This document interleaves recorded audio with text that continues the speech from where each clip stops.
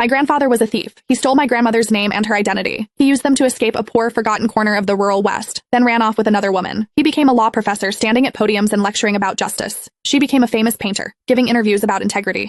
My grandmother spent her whole life trapped in that same dying farmland. Everyone called her an old maid.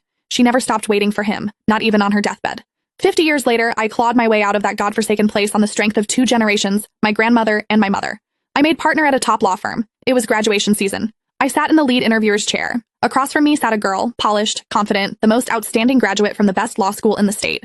I opened her resume and flipped through it page by page. Then I stopped at the family information section. I stared at that name for a very long time. I looked up at her and said quietly, "You didn't get the job." The girl's smile froze on her face. "Excuse me?" I closed her file and repeated, more loudly this time, "You didn't get the job." The other interviewers exchanged glances. The partner on my left leaned in and dropped his voice to a whisper. "Ms. Smith, she's only 22, national mock trial champion, 6 published papers in top journals. She's a star. Please reconsider," he whispered, but the room was too quiet. She heard. She straightened up. "I've made my decision," I said, pushing the file aside. "Isabel Harrington, you didn't pass this interview. Please leave." Everyone stopped breathing. Her composure finally cracked. She slammed both hands on the table and stood up. "What do you mean?" I didn't answer. I just looked at her face. Her eyes, her nose, the line of her jaw. All painfully similar to an old photograph I had stared at for years. My hands clenched. Her brow furrowed in anger.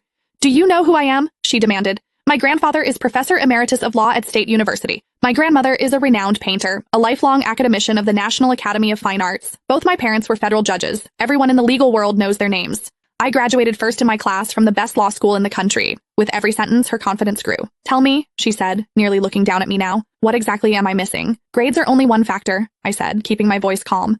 "In this profession, I also care about character and a clean disciplinary record. As for your family, they don't give you any extra credit here. Please leave." She stiffened. This was probably the first time anyone had ever rejected her so publicly. Her face flushed red. "You're maliciously targeting me." She snatched her papers and jabbed a finger at me. "Evelyn Smith, right? Just wait.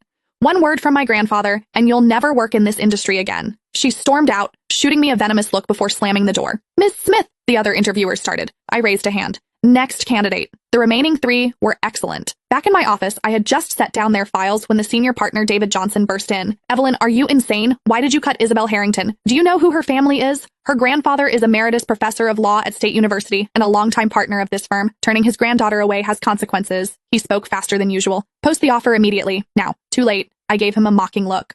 "I've already returned her file." His face went blank. Then his phone rang. One glance at the caller ID changed his expression. He walked out without another word, throwing me a look that said, "You have just started a war." I wasn't afraid. I had waited too long for this day. I finished reviewing the other candidates' files. The door opened. David Johnson walked back in, slightly hunched, escorting an elderly woman.